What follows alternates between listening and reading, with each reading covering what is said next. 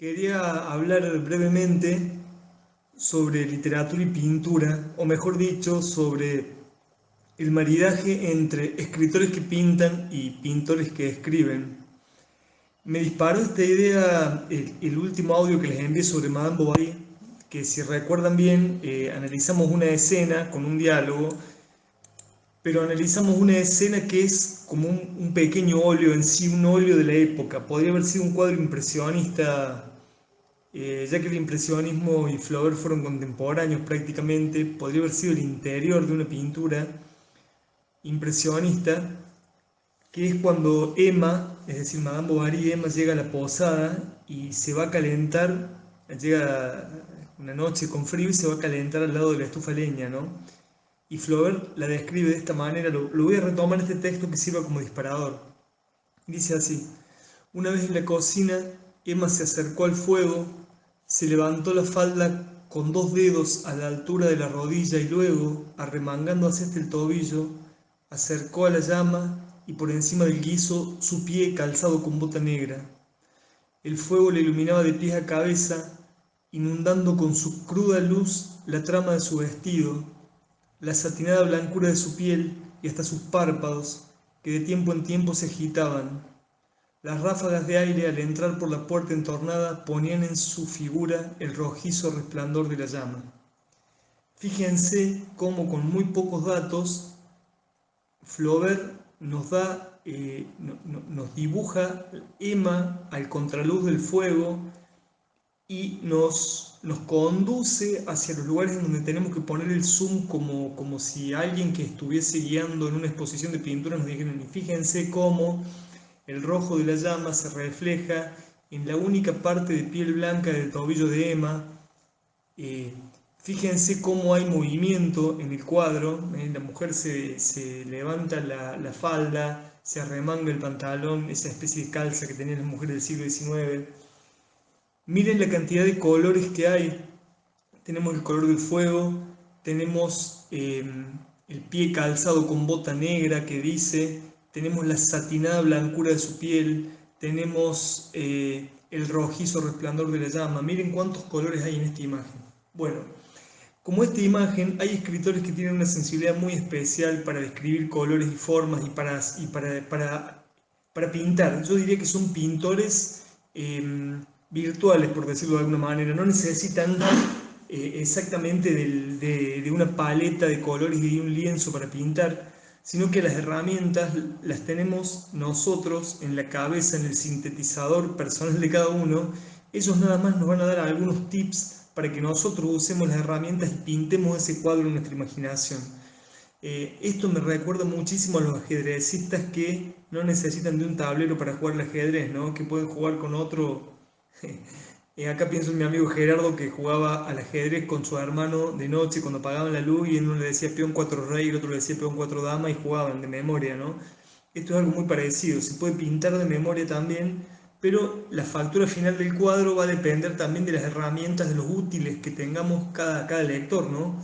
Que hayamos frecuentado más pintura o que tengamos una sensibilidad especial para la pintura. Hay grandísimos escritores que no tienen casi una sola imagen visual, un solo cuadro como este, ¿no? Eh, Pienso en Borges, por ejemplo, tal vez sea a causa de su ceguera, pero no hay imágenes tan vívidas así a nivel pictórico como puede haber acá. Son otro tipo de imágenes alucinantes, pero digamos, esta sensibilidad no es frecuente en los escritores. Bueno, en Argentina, y acá quería leerles algún fragmentito, quizá el escritor que mayor sensibilidad ha tenido para la pintura, entre comillas, a pesar de que jamás vi que hablara sobre pintores, fue Roberto Arlt. Y les quiero leer dos pequeñas descripciones que hay, una en El juguete rabioso y otra en Los siete locos. Fíjense en El juguete rabioso, su primera novela, que es del año 26, una carnicería del conurbano o de las afueras de aquella Buenos Aires del 26. Dice así: aquellas carnicerías del arrabal, un rayo de sol iluminaba en lo oscuro las bestias de carne rojinegra colgadas de ganchos y sogas junto a los mostradores de estaño. El piso estaba cubierto de aserrín. En el aire flotaba el olor de cebo, enjambres negros de moscas hervían en los trozos de grasa amarilla y el carnicero, impasible, aserraba los huesos, machacaba con el dorso del cuchillo las chuletas y afuera estaba el cielo de la mañana, quieto y exquisito, dejando caer de su azulidad la infinita dulzura de la primavera. Fíjense cómo acá hay un interior bestial de carne, de grasa, de moscas, en contraposición a la ventana que deja caer de su azulidad, es un neologismo de arte, una invención, la infinita dulzura de la primavera. Fíjense acá la cantidad de colores que tenemos. La carne es rojinegra, enjambres negros de moscas, trozos de grasa amarilla, azulidad. Y esto recuerda mucho a ese famoso cuadro de Rembrandt de las redes de vacas colgando, ¿se acuerdan? Alguno lo ha visto, y es realmente rojinegra el color de esas reses. Y aquí en Los Siete Locos, escuchen esto, porque quien ha visto alguna vez el cuadro de Van Gogh, los comedores de papas o los comedores de patatas, según el subtítulo sea en español, recordará esas cabezas holandesas, las mujeres con esas cofias blancas, en un interior absolutamente oscuro, en donde hay una lámpara y todos están comiendo las papas. Y Van Gogh dice en una carta fabulosa a su hermano que él quería pintar a los comedores de papas, de ser posible, con la misma tierra con la que ellos cosechaban las papas y les quedaba la tierra bajo las uñas y en las manos a la hora de comer, ¿no? Si de haber sido posible le hubiera gustado no pintar con óleo, sino con esa propia tierra. En este pasaje de Los Siete Locos, el personaje principal, Erdosheim, va a visitar a una familia, los Espila, que viven en un barrio suburbano de Buenos Aires, que acá no especifica cuál es. Él se toma un tranvía para ir hasta allá. Y bueno, y quizás haciéndole honor a esta noche, dice así: los faroles ardían tristemente, vertiendo a través del fangal cataratas de luz algodonosa que goteaban en los mosaicos. Un enorme desconsuelo estaba en Erdosheim, que avanzaba más triste que un leproso. Golpeó la puerta de tablas, la única entrada de una enorme frente de fábrica. Adelante, dijo una voz. Erdosheim entró. Una lámpara de acetileno iluminaba, con fulginosa llama, las 5 cabezas de la familia Espila, que un instante atrás estaban inclinadas sobre los platos. Fíjense que acá hay una descripción barrial, una fabulosa descripción nocturna, con los faroles tristemente vertiendo a través del fangal catarata de luz algodonosa, bla bla. Recuerda mucho al clima del tango Garúa, por ejemplo, el clima físico y metafísico del personaje, ¿no? Que dice un enorme desconsuelo estaba en Erdosheim. Si se acuerdan del tango Garúa, dice mientras tanto la garúa se acentúa con sus púas en mi corazón, ¿no? El ánimo del personaje demasiado parecido al clima en el cual está sumergido. Pero les quería leer, porque acá en este fragmento que les voy a leer ahora, hay realmente una conciencia de pintor en el escritor. Este fragmento pertenece a un cuento de James Joyce, que se llama Los Muertos. Es el último cuento, el cuento que cierra el libro de cuentos dublineses. No sé si saben, bueno, James Joyce es un escritor irlandés, nacido en 1882 en Dublín precisamente, donde va a ambientar toda su obra, por supuesto su monumental Ulises, y este cuento, este libro es de 1914, es decir, meses antes de que comenzara la Primera Guerra Mundial, él publica este libro. Fíjense en esta escena que les voy a describir, que les voy a leer acá, que escribe Joyce. Dice así: Gabriel no había salido a la puerta con los demás.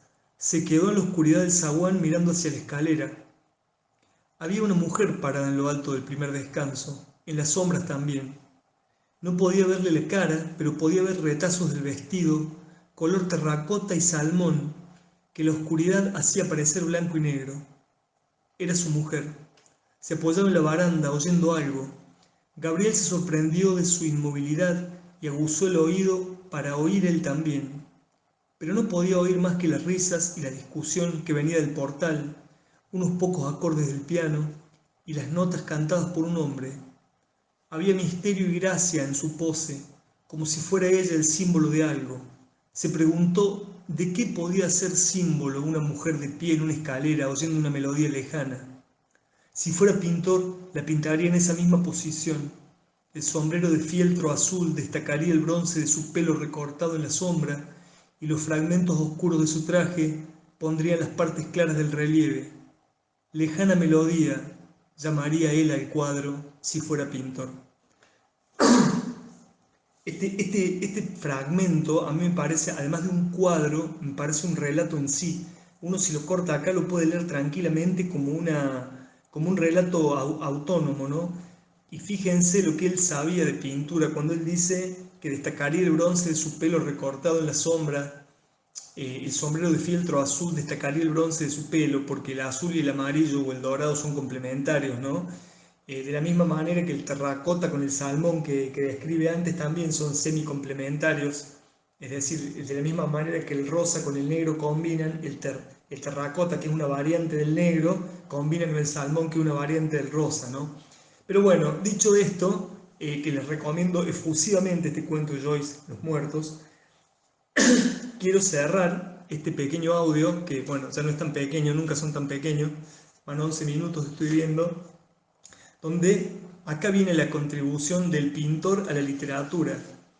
Me hubiera sido muy fácil leerles alguna carta de Van Gogh, que quizás fue el escritor más, el pintor más escritor de todos los que he visto en mi vida, eh, porque las descripciones de cada uno de sus cuadros es un cuadro en sí y cada carta de él es un relato o una obra de arte.